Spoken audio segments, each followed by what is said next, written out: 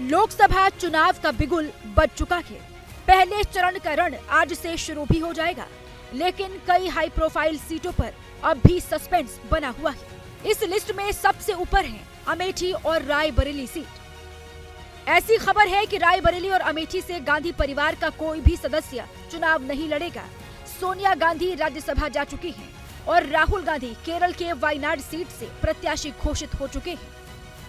रही बात प्रियंका गांधी की, तो वो इस बार का लोकसभा चुनाव लड़ना नहीं चाहती हैं।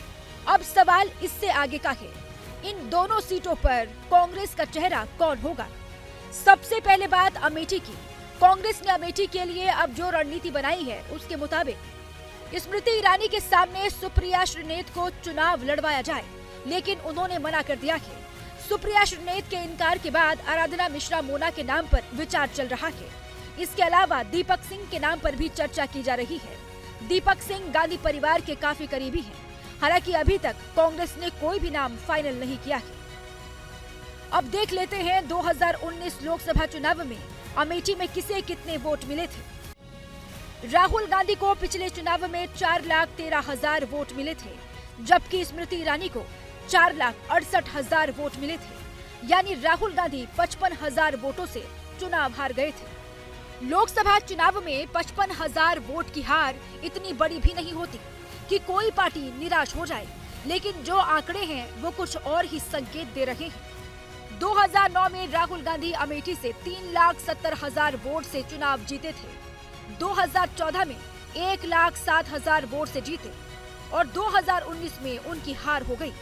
अब सवाल ये कि क्या 2024 में हार का आंकड़ा और बढ़ेगा, और क्या इसी वजह से राहुल गांधी यहां से किनारा कर रहे हैं। अमेठी से कांग्रेस के भावी प्रत्याशी को लेकर सबसे ज्यादा बेचैनी कांग्रेस के ही कार्यकर्ताओं में है। दिल्ली पहुंचे अमेठी से कांग्रेस के कार्यकर्ताओं ने राहुल गांधी से चुनाव लड़ने की अपील की, लेकिन राहुल इशारों ही इशारों में ये संकेत दे चुके हैं कि वो अमेठी से चुनाव नहीं लड़ेंगे। हमारी सीसी है, खाड़गे जी है, वो ऑर्डर देंगे, मैं करूंगा जो भी उनकी राय है। मैं कांग्रेस पार्टी का सिपाही हूं, जो ऑर्डर मिलेगा करूंगा। अब बात रायबरेली की। पिछले दिनों जब राहुल गांधी भारत जोड़ो न्याय यात्रा लेकर निकले थे, तो उनका काफिला रायबरेली और अमेठी भी पहुंचा था।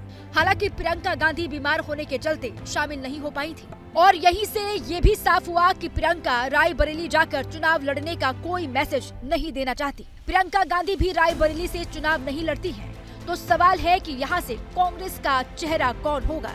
2009 में सोनिया गांधी वहां से 3,72,000 वोटों से चुनाव जीती।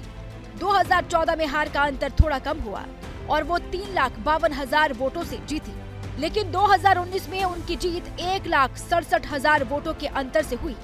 यानी 5 साल के भीतर उनकी जीत के अंतर में करीब करीब 2 लाख वोटों की कमी आ गई।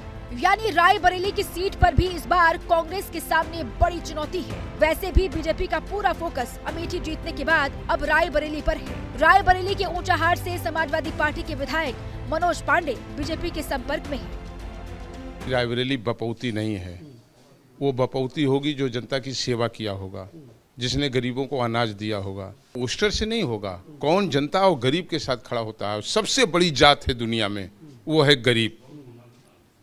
आप कोई जातियों का विभाजन करिए, सबसे पहले आपको गरीब देखना पड़ेगा। भारतीय जनता पार्टी अगर रायबरेली से मनोज पांडे का नाम आगे करती है, तो कांग्रेस के सामने बहुत बड़ा संकट पैदा हो सकता है। वो भी तब जब रायबरेली से कांग्रेस का खेमा किसी मजबूत और भरोसेमंद चेहरे की तलाश में है। हम पानी की बात कर रहे हैं।